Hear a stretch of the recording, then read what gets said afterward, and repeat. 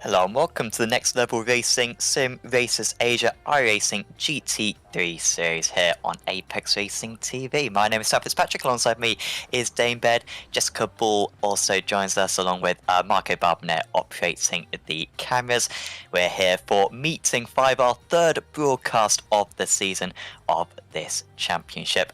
Dane, we've had a couple of exciting meetings so far. We had Watkins Glen and then Daytona, proper draft fest. In fact, both those circuits pretty heavy with the draft. Perhaps the same thing today here at Hockenheim for another round of the championship.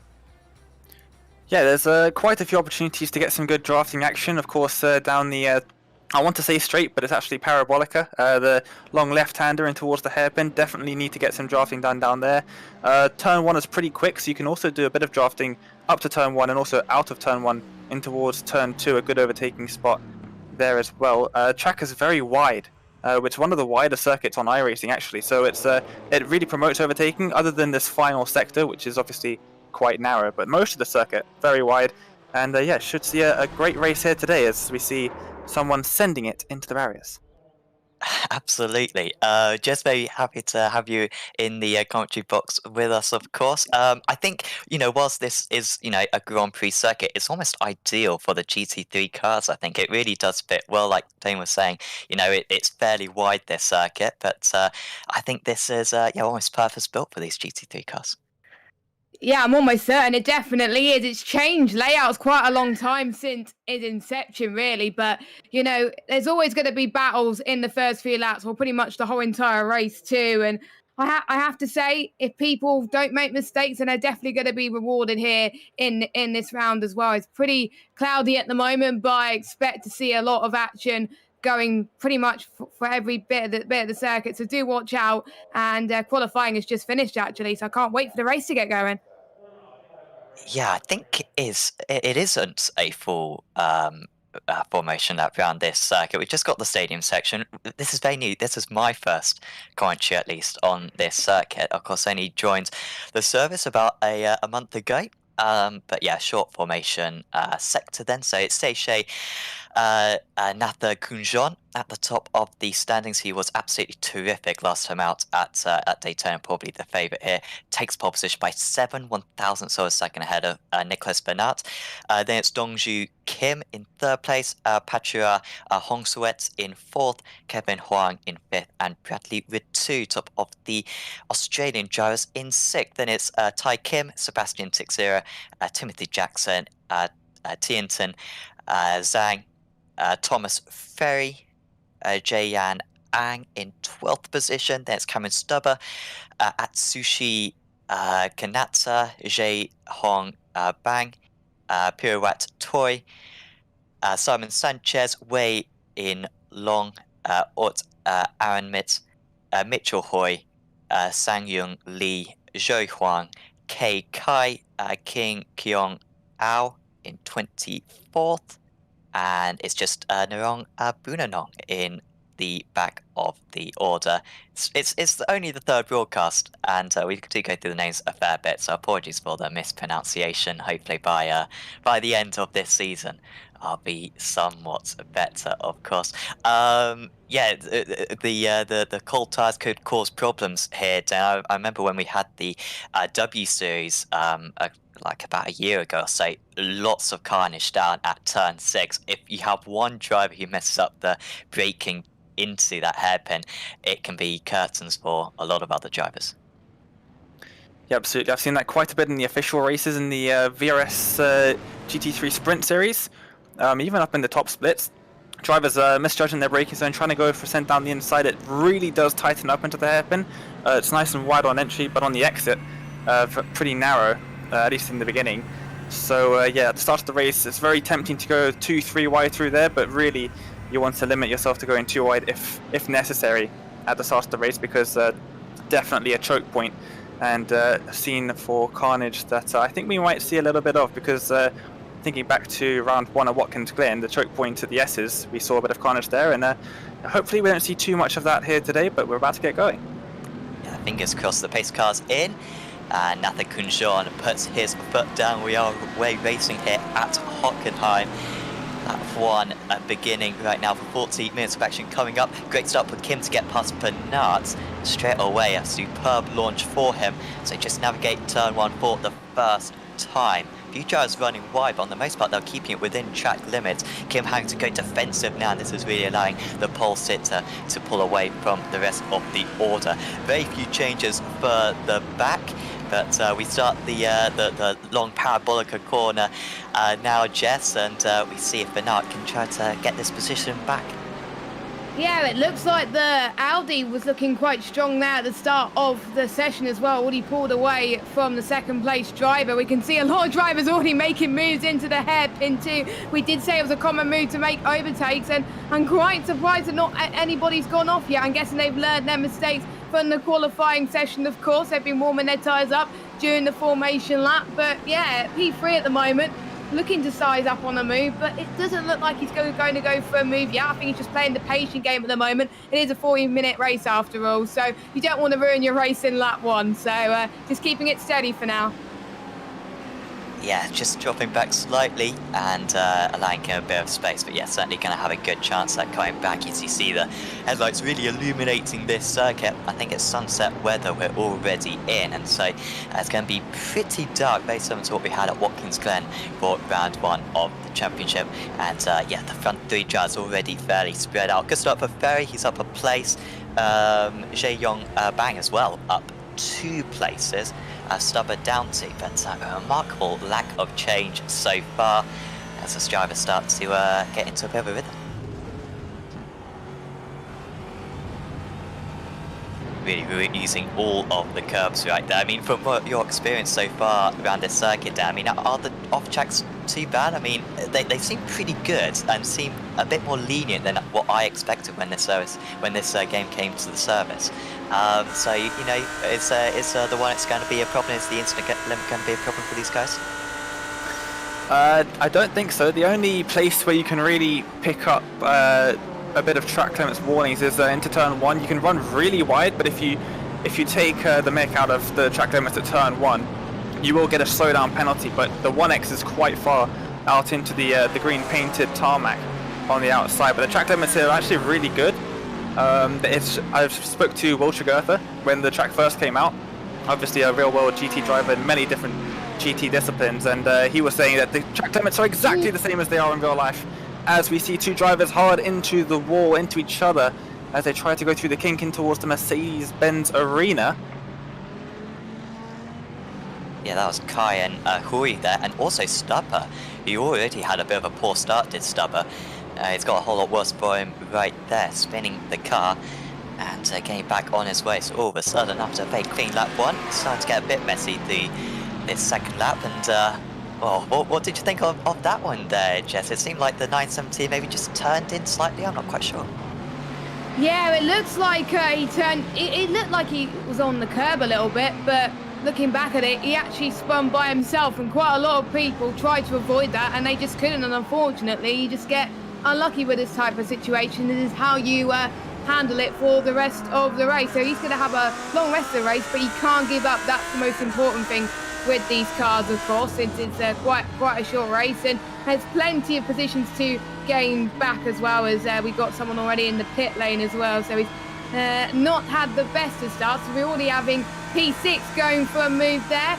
Heading, I can't remember what corner it is, but he's going side by side at the moment. He has to go defensive here at this stage. Someone is being on the back seat at the moment. He could try and take advantage for this. There's quite a few cars in the battle for third place. That was towards the parabolica hairpin, now towards past turn 7, heading towards turn 8, going on to the left-hand side. He goes here. Oh, a very tight line, but I think he's got it, actually. There was no room for error there. Oh, that was very, very close. It ended up being an instant, but these guys keeping it very, very clean for the battle for the podium place is absolutely fantastic stuff. Yeah, it took a few corners to get that move done, but it was very good eventually. And yeah, we'd see upper place from his starts, and Honda just down a couple of places now from his 4th position launch, so struggling perhaps a little bit. We also saw Huang get past at turn 5, or the hairpin, earlier on in the race. So yeah, just struggling a little bit as you see the race leader and Well, Kim does go a couple of tenths faster on that lap, to be fair, but still, Nathan Kunjon really does seem to have a grip on this race. A bit slow on that last lap, but it's all looking good for the Audi driver at the moment. But behind that, the rest of the top 10 are absolutely nose to tail at the moment. And this is Tixera, and well, this hairpin is just almost, it's incredibly easy to overtake seemingly. I mean, it's not so easy when you've got the drivers ahead or with a draft, but Tixera might be able to go for a move here, but he's, yeah, would be a bold one. Just lifts out of it, and he stays behind, but yeah, really waiting to ignite is this battle. Been very tense throughout the whole session, I believe, for these drivers trying to get past into the hairpin, but luckily not many people made mistakes in that lap, so some people have learned from what has happened earlier on too as well. But yeah, we're seeing some consistent lap times across the board already, and we're starting to see P2 starting to close in as well. 1:37 was his fastest lap compared to the leader, which is a 1:38, that's right, in P1, so maybe you can start to close in a little bit. They've been consistent on their best lap times though, so we shall see as we've got the Mercedes driver falling in, and we've got the Audi driver as well, who's looking good in straight line speed. Again, trying to get past Jackson for P9. Any position counts here as they head towards the final corner. You can see the grandstands are really lining up here in the sunset as they make their way towards turn 1. Unfortunately, a little bit too further back to make the move yet, but you can see Zhang in P11 really closing in the Mercedes car, as well as the 4-2 not that far behind. A really wide range of cars in this series, and I'm just still deciding on which car's the best, but it looks like the Audi is looking very strong. Maybe the Merc too. The Ferrari will need to pick up their pace a bit as well, but I have to say P12 and in the Ford is doing not a bad job actually keeping up with the Mercedes and the Audis, as he's got the guy in front of him trying to go for a move once again into the hairpin. Yeah, go push this one the long way round, and should have a better exit. Even if you can't get it done into the hairpin, this next section of corners really does enable you to come back strongly.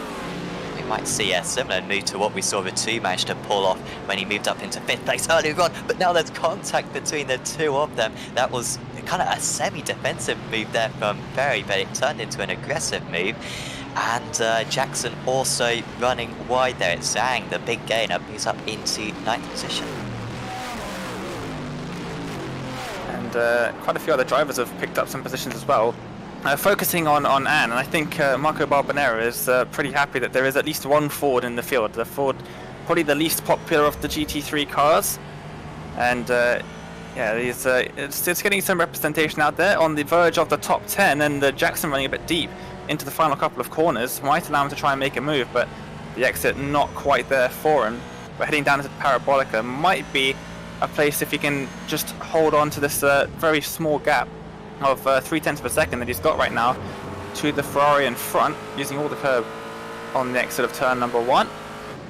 But heading down in towards the Parabolica and then into the hairpin. The problem with the hairpin is because it's so tight, the car on the inside, which is usually the car trying to make the overtake, has to take such a slow line through the corner. The driver on the outside can sort of swing right by and keep to position. It's quite an easy corner to defend on the outside. Yes, good point. Ooh, that's not the best line though to take. That's for 2. He's down into 6th place actually. So after making that superb move earlier on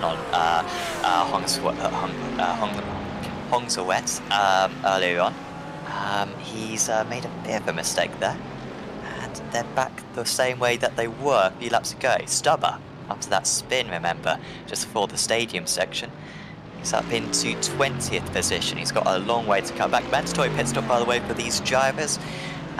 Really, the pit window should be open fairly soon. I think the drivers can go the best part of maybe 25 minutes on a tank of fuel, so maybe a couple more laps, as this is getting really tight now between Zhang and Jackson, and this is where you can't really pull off an overtake through Sachs corner, but these guys are gonna try it regardless. Zhang with quite a queue of cars starting to form behind him. Yeah, it looks like Mercedes versus Ford versus Ferrari, as it seems as well. And the Ford is looking like he's having a well of a time too, up in 11th place. And if these two make a mistake up front, he could just dive it up the inside potentially here. And we saw someone making a mistake here, so he could have taken advantage of that. But the Ford not as powerful as the Ferrari or the Merc, but he's not giving up as such. And I do agree that it's nice to have the Ford in this series as well. It shows you can drive in any sort of cars. Someone else has gone to a little bit of a spin. He's dropped down into 18th place, goes Kanata in the Merc. Let's look at the replay actually, see how he lost it. So I believe it's heading past turn 1. He had to go a little bit defensive there, and he just touched the car behind as well. I couldn't quite catch who the car was, but yeah, it was just very, very unlucky. They just tapped each other, but yeah, that's just sent him on a wheel of pain at the moment. That's just a shame for Kanata, but a long way to do at the moment. And we can see another battle that happened as well.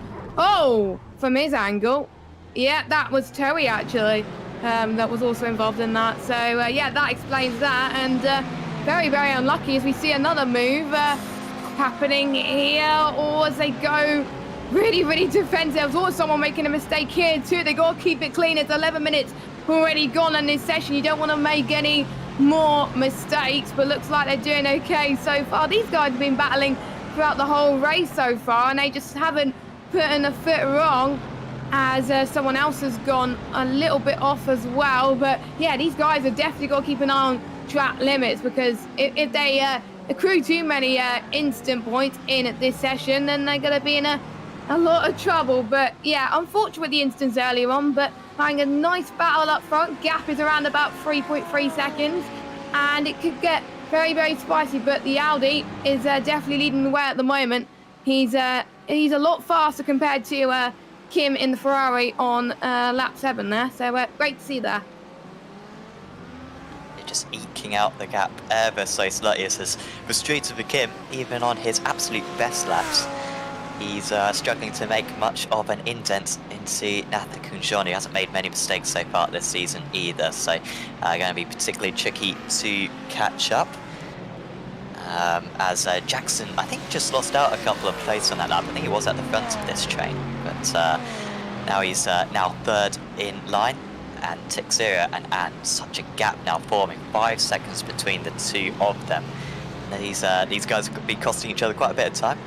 Clean racing on the most parts, but still just slightly falling away. But still very good racing between these guys. By the way, 14 incidents is the limit before you get a drive through, and I kind of feel like some of these drivers will be fairly close to that. Of course, you get 4 incidents as well for a big contact, and we have seen a couple of them so far. So you can see a driver make one extra trip down the pit lane tonight. That is probably the reason why. Yeah, and that's pretty much worst case scenario in a 40-minute race. It's not the longest race ever.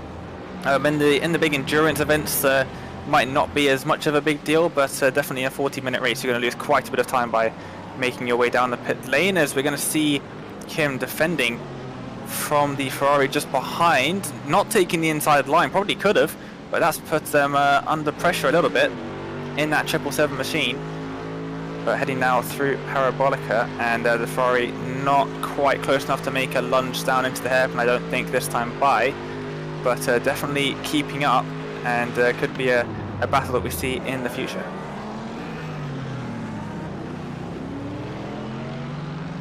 Barely a gap between them as they really slow down for the corner. Kim's just outside the draft range for Ritu at the moment. Ritu actually dropping back away as well from 5th place Audi. So Ritu not quite with the same pace he seemed to show in the first couple of laps. And here's that threat of dropping back into Kim. So trying to stay closer on this part of the circuit, runs a little bit wide. But trying to line this up probably for turn 1 on the next lap. Yep, someone almost hit the gravel trap there as well, but he got the car together as well. And we also have a battle between one of the McLarens of Lyon. I think that's how you say the name. Apologies if I get the names wrong today, but I seem to be doing okay at the moment. But even though they're still not fighting for like P1 and P2, as long as you have fun in these sort of series with the likes of you're in the McLaren and potentially a Ferrari as well, then he probably is really going to help you. As I just saw someone spun off, which I believe is, yep, it is. I'm trying to see, it's Kanata again who has spun off. He doesn't seem to have a handle with the car, it seems, today with these colder conditions. Luckily, the 2 cars behind avoided that, because otherwise it could have ended up a lot worse for these drivers. But yeah, as we were saying at the start of the race, if you don't get your tyres up to temperature and you don't keep it into temperature throughout the race, then that's going to happen, unfortunately. And with the track temperatures being a lot cooler due to the fact that it is sunset conditions, that's what happened. He clipped the curb a little bit too, so a shame there, but he's not giving up by the looks of things. But I do believe he'll have to pit again, almost certain. And yeah, 2 mistakes for the Japanese driver, and hopefully he could impress us a bit more and improve, just so he doesn't make those mistakes again. Fingers crossed. Yeah, gonna have to reset after those errors, and yeah, just absolutely nail it to the end of the race. Pit window's well and truly open now. We're nearly halfway through this race, so is the only one coming to the pits? Probably due to a strategic choice. Nathan Kunjon has just extending that gap now up to 4 seconds. He's really got a bit of tarmac all to himself now. That's in the lead, and this is good to see. On Sweat, it's really on a charge now. Remember, he dropped down to 6th place. Man, he started from 4th, but he managed to get back up into 5th, got back past 5th too. And he's looking faster than Huang here, and with Huang not having a draft on any driver ahead, turn 6 hairpin could be an ideal opportunity to move up another place. Yep, and just looking at an estimation of the off tracks by the drivers, and a couple of them are approaching that 14 limit. Of course, the estimation I have here isn't the most accurate, but it gives you a fairly a decent approximation, and a couple of the drivers reaching that 14 incident point mark. So by the end of the race, if they're not careful, we might see a few drivers having to make a trip down the pit lane, an extra trip down the pit lane. And it looks like the pit lane time that drivers have been spending in the pits so far is around about 40 seconds. That doesn't include, that's not the delta, it's just the time that they spend through there. So it's tough to take into account the time taken to go around the normal route. But I would say 30 seconds is probably a good estimation of the delta. So that's what the drivers will be looking at to see where they're going to come out if they make a pit stop. And ideally, you want to try and pit when you're not going to get put out in a lot of traffic. Yeah, no, I mean, if none of the front guys can pit now and come out into clean air, I guess. Well, to be fair, Huang maybe. If I was Bernard, then maybe a bit too close. But yeah, you on the most part, you just want to extend it as long as possible, so you got as little fuel as possible throughout the race. Still take the same amount of fuel at your pit stop, but with just draining the tank, should be able to find a bit more speed when you're on 5 litres rather than 50. As we see our race leader again, and it's a sea of orange at the moment. It's not big differences between the top 2. As we see that lovely graph, and I mean that is just oh, that's very satisfying to see that graph. Almost exact incremental gains each lap. Very much with a stranglehold on this race as Nathan Kunjon. Yeah, he's managing his pace really, really well per lap, and I think that shows a real pace of a potential race winner, I think. And if he can keep this up throughout the race, then I'm sure nobody's going to stop him unless he makes a mistake. We do hope no one makes a mistake, but it looks like he's probably going to win this race as well. But the huge threat, I think, is going to be potential 4th position, as Fenner in 3rd place is catching a little bit as well to P2. So P1 is out of the question, but who's going to get P2? That's going to be the question that's going to be answered at the end of it. And also, the question is, who's going to get 9th place, as we're riding on board from the back shot of Anne, as he's under pressure from the Mercedes driver behind of Flag. As we got 1, 2, 3, 4, 5 people made, 4 people made stops, so currently out at the moment. A few done it in the pit window, a few obviously had to pit for damage, and we've already got 1 retirement, I believe, so far in the Ferrari. Not being his day so far, but I have to say, it's looking quite impressive for Anne to keep position, because he's gained quite a few from the start. I think I believe he started 12, and the guys that were under huge threat to get that position, where the likes of Leon and Sanchez potentially in front.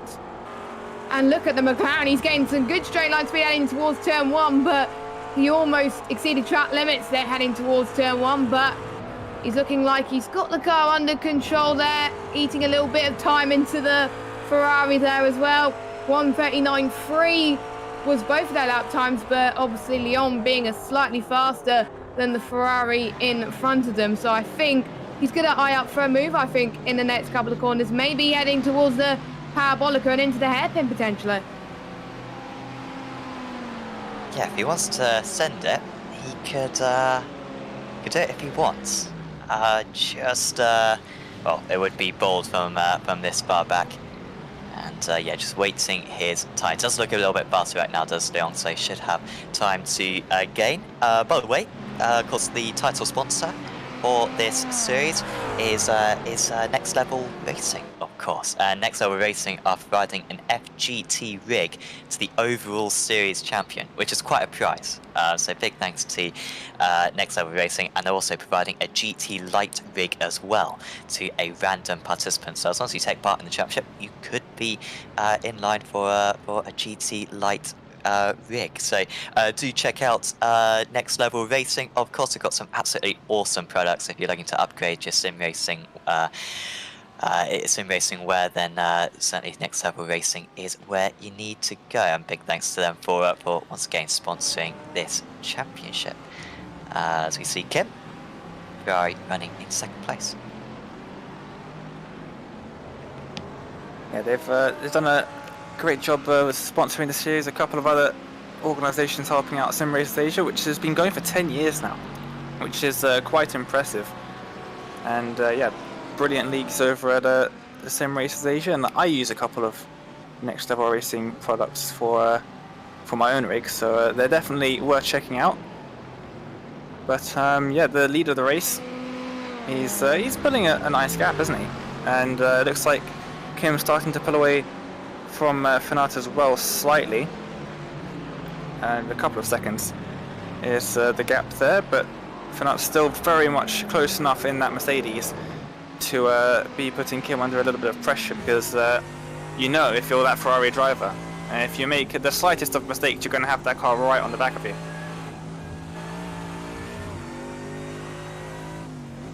Yeah, and I wonder if you get the lap time comparison between these two. It seems like that gap's kind of just hovered at about 2 seconds, but if you can just get maybe a second less of fuel, it just makes the world of difference. Even just attacking pit entry or pit exit a bit more, and it is a tricky pit entry and pit exit around this circuit, so that's going to make such a difference. And yeah, it's barely changed.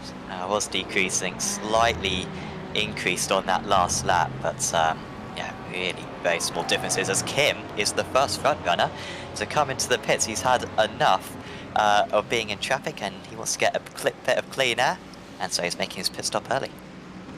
I think not a bad move for him, to be honest. If you're stuck in traffic in any race when you have a pit window, then my strong advice is to definitely go for it and go to the pits, because you get held up if you're stuck behind a lot of cars. You get a chance to get some clean air, set some very, very good laps, and when your rivals go into the pit lane, then potentially you can gain out of it as well. And I'm interested to see whether the undercut around this track on iRacing is better, or potentially staying out for an extra lap. We shall see.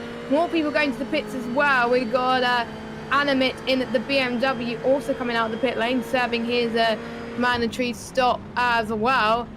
As we have got, I think a few people may be thinking about twice about whether to pit or not, but I wonder if the front two will probably wait until the end, near the end of the pit window, in order to make their stops. I've seen that quite a few times in GT3 leagues I've commentated in the past, and for some people, depending on the track, it works well. But speaking of that, we got Kanata that was making up for lost time there. He had a spin earlier, but he's saying, you know what, I'm gonna forget about that, and I'm gonna have a nice battle, have a good time. And he almost had that edge there, but it seems to me that Kim in the Mercedes with that fresher tyres, it's really benefiting in there as well. As we've got Jackson as well having a battle. But yeah, I think we're just starting to see the crossover point between the ones on the fresher tyres and the ones that are staying out too. But the ones at front still holding their own. And there's someone that's gone off. That is Sanchez, who was up there earlier on. at the penultimate few corners, and I do believe Stubber MP13 has got past him as well. He's gone off as well, so Sanchez could go back, but he decides to go into the pits. I'm not really that surprised, to be honest, but I think we're starting to see more people making mistakes due to the fact that it's getting colder, I think. We'll watch the replay. We did get a glimpse of it just a little bit, but did Sanchez hit the curb in any way, or did he lose it on his own in the gravel track? Nope, he lost it on his own. I think he didn't get the traction right, and lots of other cars just took advantage there. But yeah, I think we'll start to see more people make mistakes towards the end of the race. We've got 15 minutes left. Time does fly by there. We've got AO making a pit stop as well, and we've got Zhang and Joey going for a move onto the hairpin there. Right hand side he goes, trying to keep the car fully planted as they head towards turn 7. If you get a good run into the hairpin, this will set you in for turn 7 and 8. As almost a hit there, but they keep the car under control. I think people are starting to make moves towards the end of this race here. They kept it cautious at the start, but they want to try and get as many positions as they can towards the end, because it's not about where you start, it's where you finish. Absolutely. Yeah, time's running out. Trying to make up a couple of places just before the majority of drivers come into the pit still. Natha Kunjon stays out, so too does Kim. None of those top three doing anything kind of alternate compared to the others. They're all just sticking by their guns at the moment. Kim, highest placed driver who has come into the pits in 14th, but we do see, I think that was Zhang into the pits then. It is TNT and Zhang into the pits from 11th place. Let's get the undercut seemingly on Terry.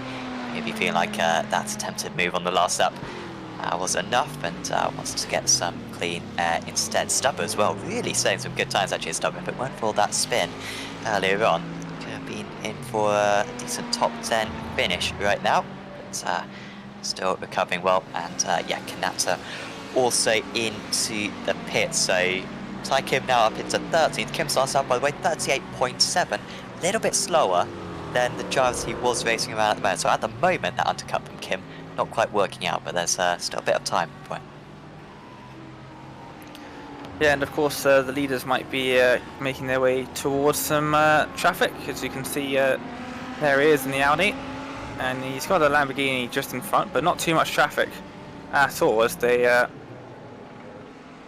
are nearing the end of the pit window, I would imagine. And there he goes down into the pits, and this is when we're going to see what the gap's going to look like when he comes out.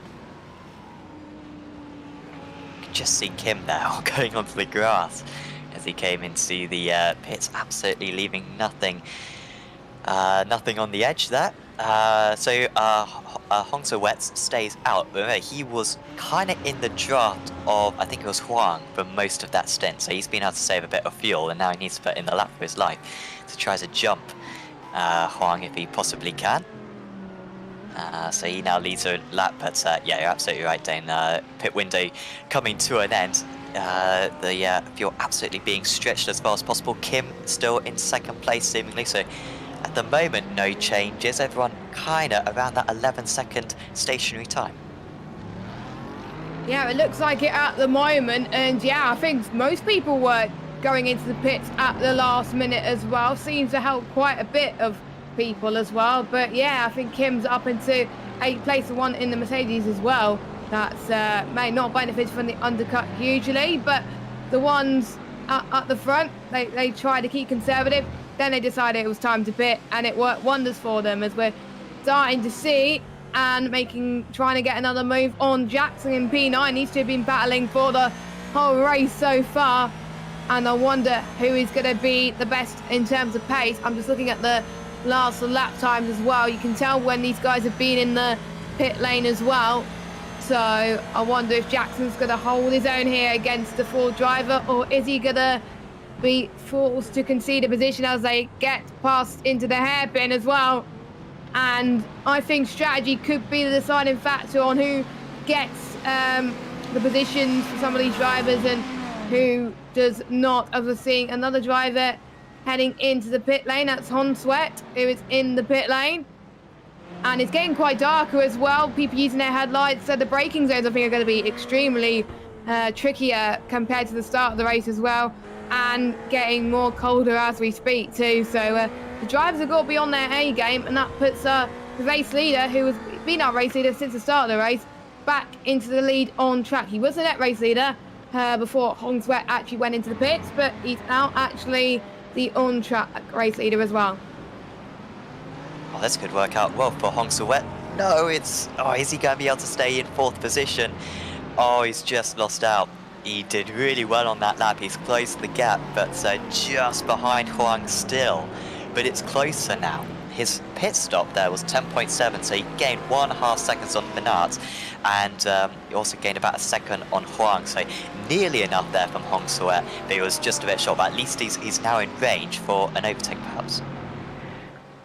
Yeah, I think assuming these drivers have been pitting at least in the last couple of laps at the last lap possible, so when they ran out of fuel, it looks like he's on a bit of fuel saving, managed to get a bit of a shorter pit stop for having to take less fuel to get to the end of the race, and it's put him in a much better position to try and make a move on the drivers that are in front of him now. The gap has closed up quite a bit since the pit stop cycle started, and someone, Toy in the Ferrari, is dropping down the field and is out of the race. What has happened to the Ferrari? Apparently a connection issue. So that's an interesting one. Maybe a throughput. That would be pretty terrible. Yeah, so we might see him back in the race later on. I think he'll still score points as long as he. I think he scores points regardless. But it's still worth saying a few more laps just to make sure that he finishes as high up as possible. That's a shame for Toy. He was in a very good battle with. It was Sanctioned, no, it was Lyon earlier on, I think, and Lyon tried to get the undercut. I don't think we quite saw what the outcome of that one was, but it would have been close between those two. Still, the battle for 9th and 10th is raging on Jackson and Anne have been absolutely glued together. Jackson managed to jump Anne during the pit stops, I think, or maybe overtook him just before the pit stops, but Anne is looking a little bit faster, as we've got an off for Ferry. Ferry's now towed back.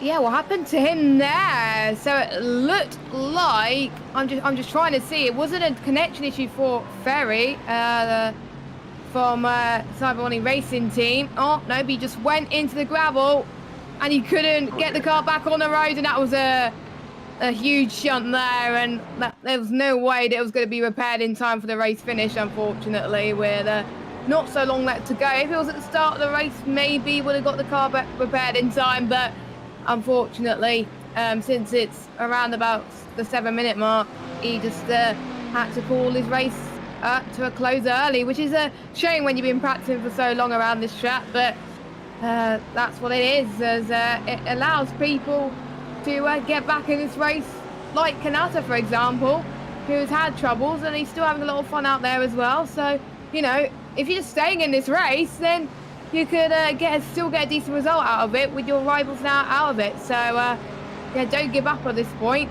as we're starting to see the gap increase again between our race leader of Nakagon in the Audi. 9.5 seconds now between him and P2. That is insane driving, and Kim in second is pulling the gap to the Mercedes driver in third too. So, looks like the top two are decided. Hong Sweat's looking very good on his fresh tyres to potentially get P3 out of all of this as well. So that late pit stop later on has probably helped him. He's on fresher tyres too, so I wonder if the older tyres of the other drivers may hinder him a little bit. We shall see as they head towards the hairpin. Can he go for a move here? Maybe. I think he's going side by side now. He actually is going side by side now as well. Not the perfect run, and I think he had to conceive a little bit, but I'm sure maybe next lap or maybe next corner he could go for the lunge once again. But yeah, Hong Sweat is looking one of the favourites to potentially get a podium potentially too. He lost a bit of time to P3 actually due to that battle with Huang in P5. Rat as well is also in that battle too. Just the more you battle, the more that the top three are just going to run away with it, and that's not what Hong Sweat actually wants. So, you know, it's a shame that. Yeah, certainly we see it time and time again, and that gap now between third and fourth really opening up. So Hongsu managed to get past, I think, Huang at maybe Sachs corner, the corner we just went past on the last lap. So that must be a pretty good move. And Huang now looking a little bit slower. Those McLaren tyres, maybe the McLaren hurts in the tyres a little bit more than the other cars. Not quite sure, but he's under pressure from it too as Stubber around the outside into the stadium section. That is a superb move there. We know that Stubber's very quick, had a spin at the start of the race which really derailed him, but he's driven very well since then. He's back up into 13th. Jackson into the pits. Jackson must have underfueled, I can only imagine, or maybe he's gone over the instant limit. I'm not sure, but that has dropped him from 9th position. He's going to be outside the top 15 now, I think. It doesn't look like he's stopping. So, yeah, that must have been a drive-through. Ooh. Really slow pit lane as well here. I think it's is it 50 miles an hour? No, 50 kilometers an hour. I think it's insane. It is very slow. But than most other pit lanes I've seen in iRacing, I have to say. So if you get a drive through at this stage of the race, especially with 4 minutes left to go, then it's very costly for Jackson there. So I'm guessing it must have been the instant points. There might be something else on the track, but you know, at least it's just a drive through. But he was on for like 10th or something like that with Antu. So yeah, Antu now up into 9th now because of that. A shame that, but there's still a little bit of the race to go. But what best he could do at the moment is a potential P16. Yeah, what a shame after you fight so hard for just, you know, tenths of a second throughout the race, and then you lose 20 odd seconds right there. So yeah, huge shame for him, for Jackson.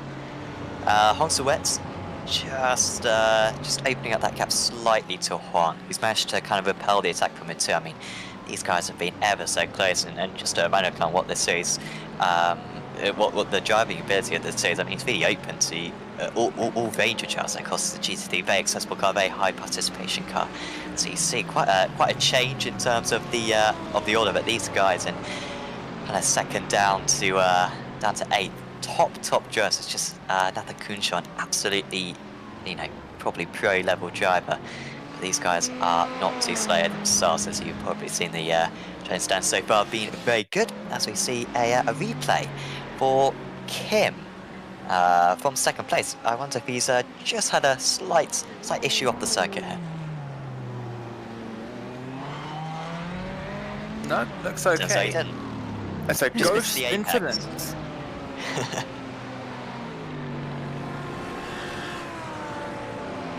It looks like you got your hopes that you were probably expecting a bit more than that potentially, but no, but it doesn't look like it from him. But we've got 2 minutes left to go of the session, and it looks like the order's going to stay as it is, but I don't think Huang could get Hongswet unless Hongswet slows down potentially a little bit in terms of pace. But here's your race leader, the number 22 car of Satchai, and not long to go until we actually cross the line, and he could cruise it at this point, but to be honest, he's a racer. If he slows down too much, the other guys are going to catch him, so he's just going to drive as if it's his last race and make sure he actually gets it to the finish line. And we've got Kim as well, who's battling with Sebastian in P7.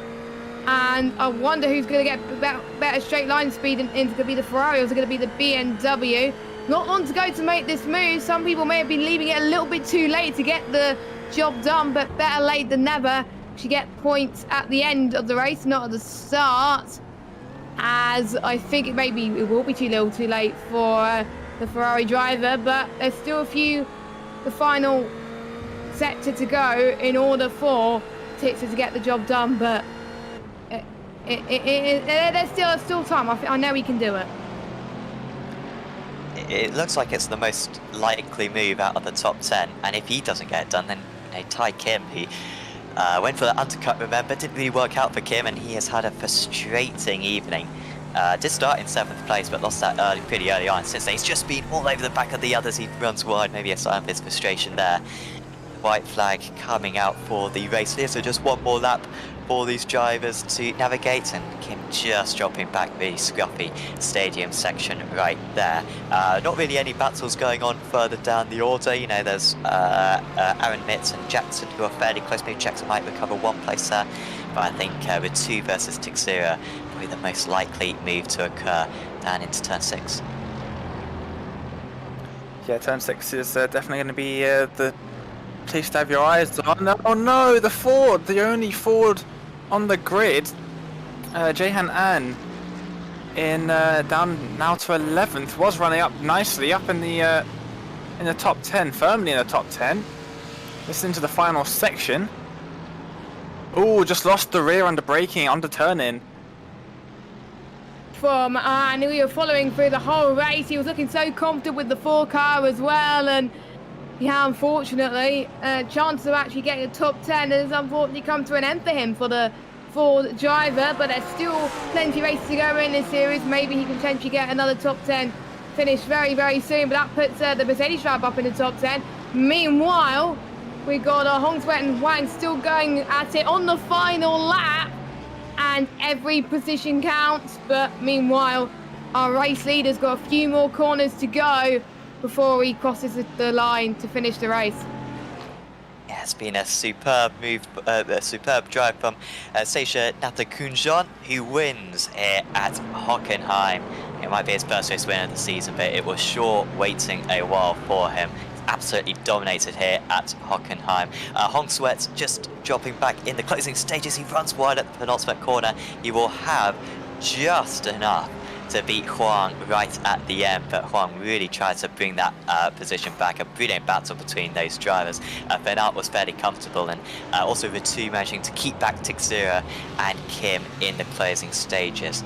Jackson getting closer to no, so Jackson's got past Aaron Mitz then. So Jackson has been able to get past Aaron Mitz on the last lap. Can Sanchez hold on? No, sorry, can Sanchez get past Leon? Apologies.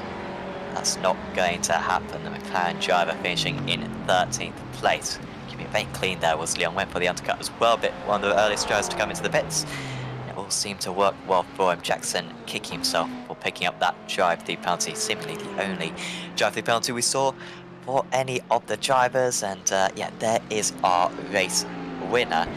Did have a quick look at the points going into this round, and a couple of our championship contenders such as Ross Rizzo and Luis Paulo Gallon not around tonight. Must be busy doing other stuff. And so this is really going to ignite Nathan Kunjan's championship hopes, I imagine, after this round. Of course, big points for the race win.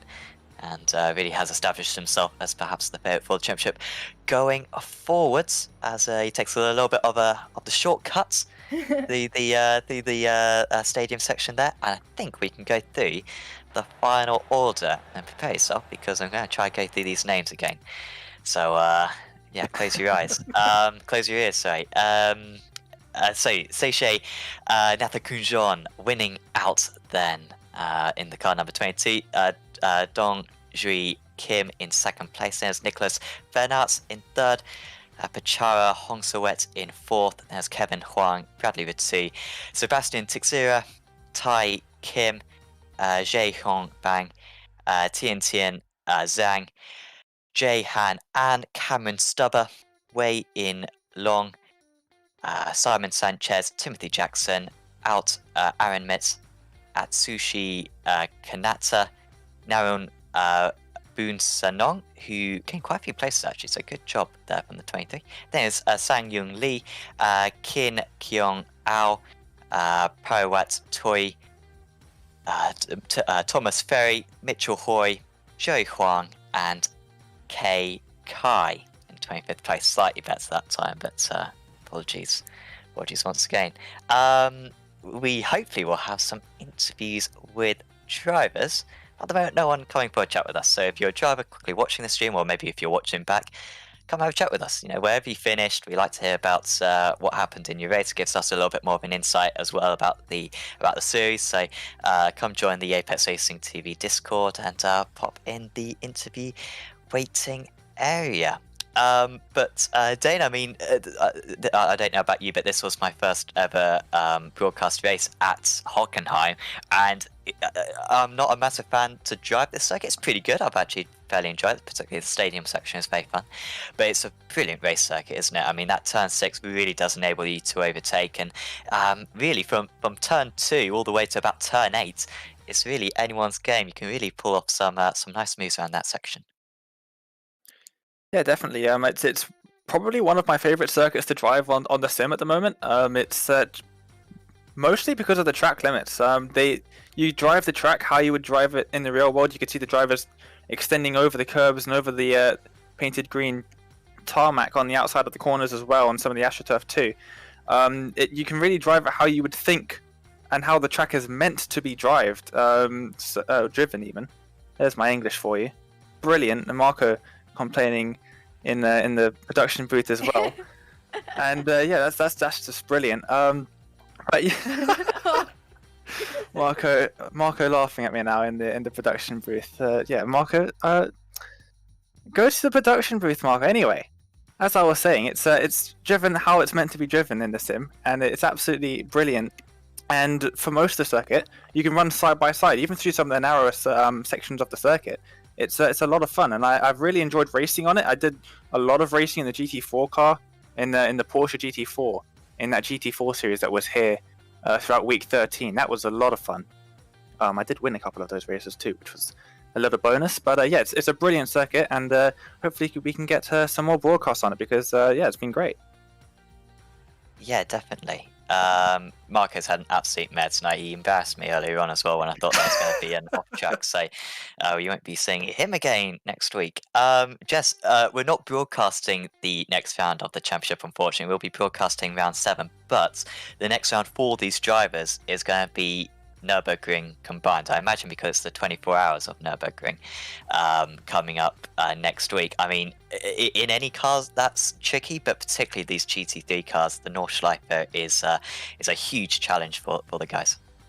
Yes, going from one side of Germany to the other, really, in a really difficult circuit. Yeah, definitely, because one slight mistake, it could end your entire race as well with how long the lap is. So, we've seen some of the drivers making mistakes here today as well. So they have plenty of time before, in a few weeks' time, when obviously next week's not being broadcasted, but when they actually head to the combined track, they have a bit of time to just get a feel for it, maybe as well, potentially before the actual event on iRacing, just so they could get a feel for it more. But I hope that they have some good racing, because I've seen some good racing in the Nürburgring combined before. It just brings some great entertainment as well, and we've seen some really good lap times there as well. So I think we're going to still see some side-by-side action as well. But let's just hope they got a good setup together. And it's going to be fun for you to cover as well, because there should be some more side-by-side action for definite. But if this race is anything to go by, I'm sure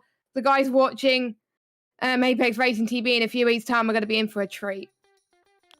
Yeah, that is for sure. Some really high quality driving tonight from all the drivers, and yeah, good entertainment for us. Seems like no one's going to have a chat with us, seemingly. So we'll give a quick shout out to everyone who makes this series possible. So once again, big thanks to Next Level Racing for providing the rigs that they are as the prizes for the drivers. So yeah, an F-GT rig for the overall series champion, and GT-Lite rig. So a random participant, check out Next Level Racing to see more about their products. Got lots on offer over there. Also Macau-China Sim Racing Association, and also SimR Garage as well for helping out the series. Do check them out. And also the Sim Racing Association SG for the sanctioning of the series, and yeah, Motorsports Singapore as well. So thanks to all of those guys for making this series possible. Like I was saying before, there's no race on Apex Racing TV for next week, but we will be back for the week after. So we're broadcasting every other round of this championship. So in a couple of weeks' time, we'll be at Red America actually for meeting 7 of the championship. So make sure to watch that. Make sure to leave a like as well on this video so that you're more likely to get recommended that round of the championship, and also subscribe as well to Apex Racing TV. But that's about it from myself, Sam Fitzpatrick, from Dane Baird, from Jessica Ball, and from Mark A. Barbineer. We're going to say goodbye, and we will see you next time.